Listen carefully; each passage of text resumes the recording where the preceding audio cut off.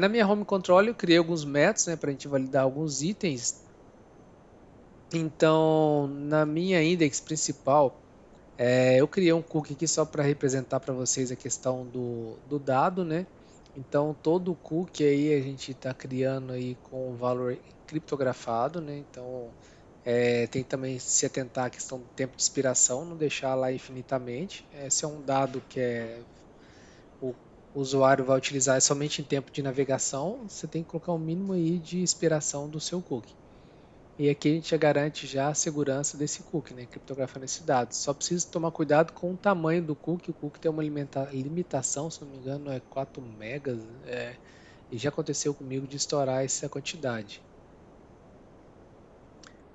Um outro item é a questão da rota de GET que eu comentei, né?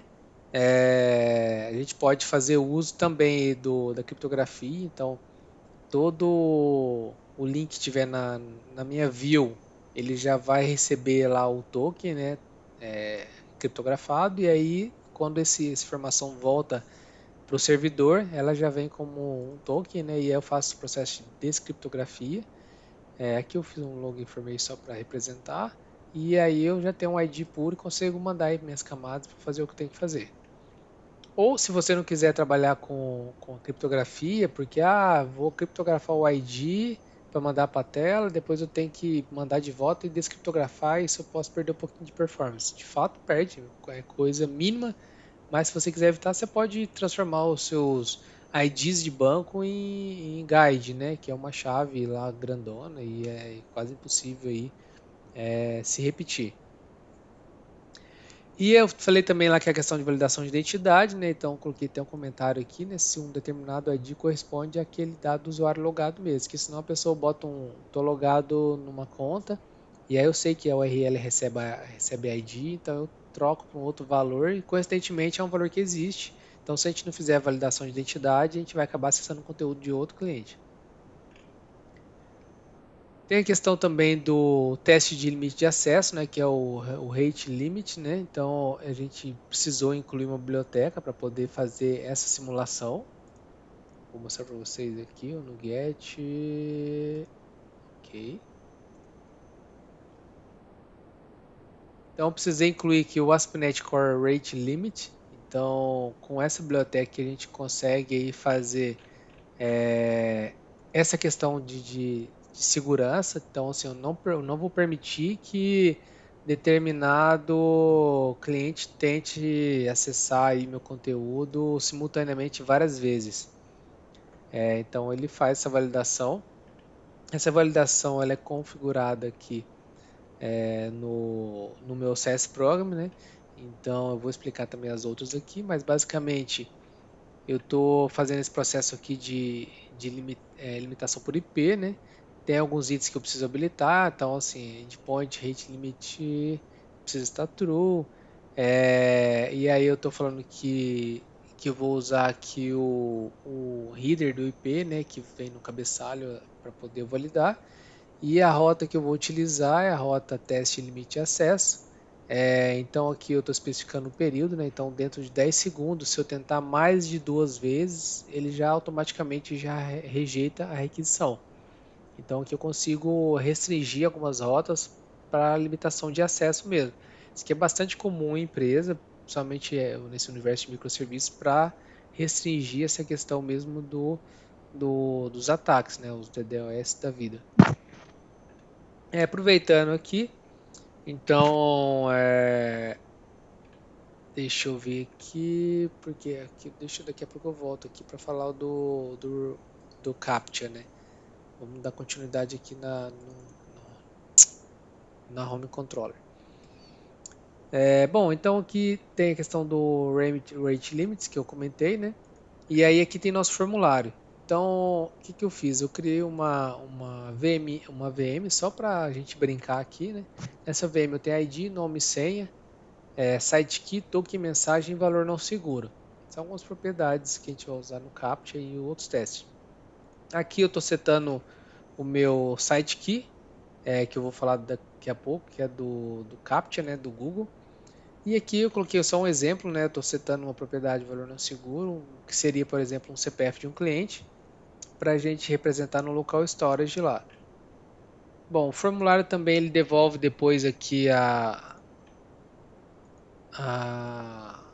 devolve o formulário que veio da tela, né? Eu faço também alguns processos de validação aqui, principalmente do CAPTCHA, né? E é isso. Então, aqui sempre manter as bibliotecas atualizadas, que é o que eu já comentei, e cuidado com as senhas manjadas, né? Então, evitar aí senhas sequenciais, data de nascimento, etc. Bom, como é uma aplicação MVC, eu tenho lá nosso share da vida, né? Aqui eu não mudei quase nada, só incluí itens no menu aqui, né? E aqui eu fiz também um exemplo aqui de passando um token, né? Um guide, e aqui minha chave criptografada para simular aí um link com um token. Depois eu criei aqui na minha index, né? Não tem nada, é só um bem-vindo, né? E o meu cadastrar aqui é o meu formulário. Então, no meu formulário, eu tenho aqui o meu form, né? Um form que vai fazer submeter aqui um post, né? Então, eu tenho um post, aí eu precisei criar aqui um class para ficar bonitinho, coloquei um ID para usar o JavaScript. Tem a validação que eu já comentei do Forgery Token, né? Validate Summary, que é a questão dos requires da vida, para ele exibir lá a obrigatoriedade. Tem um label aqui meu, da minha VM, né, o nome, tem o text box com a formatação, a validação, um hidden field com um token, que eu vou falar também daqui a pouco, que é o reCAPTCHA, né, do Google, a senha, né, que também que eu tive que colocar o type password para ele formatar lá bonitinho e tal. E uma outra coisa legal também que eu coloquei foi o Password Strange, né? Que é para induzir o seu cliente a quando for cadastrar uma senha, colocar uma senha forte para não ter perigo de ser fraudada, né? E aí eu vou mostrar para vocês também que é uma biblioteca JS. Na verdade nem chega a ser uma biblioteca, né? Eu peguei um trecho de código na internet, né, no Google aí, onde ele faz a validação de que seria uma senha segura. Então, basicamente, eu tenho aqui alguns regex, né, limitação de número, alfanumérico e caractere especial. E aí, com base no password, aqui eu verifico se o tamanho da senha é menor que 6, aí seria uma senha fraca, né?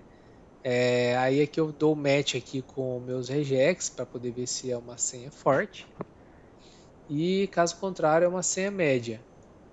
Então isso aqui ajuda o nosso usuário a cadastrar aí um password decente, né?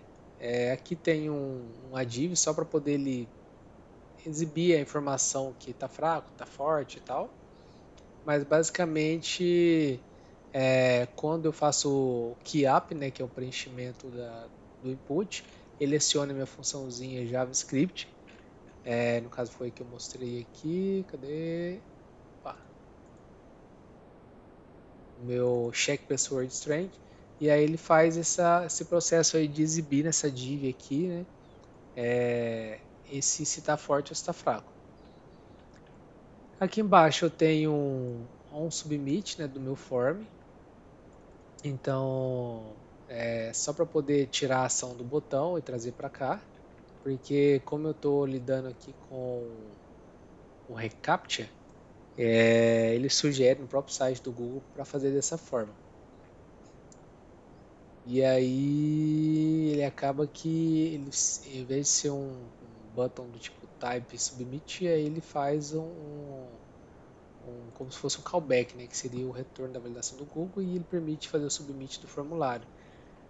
Já falando do Google, né, que é um item que a gente vai entrar agora, então o Google basicamente disponibiliza para o pessoal de forma gratuita aí um carinha chamado reCAPTCHA, né, que é um serviço de CAPTCHA que ele basicamente ele faz aí um teste de Turing, né, que é validar aí, como eu falei, uma prova de vida, né, para testar aí se você que está acessando realmente é um ser humano ou se é uma máquina.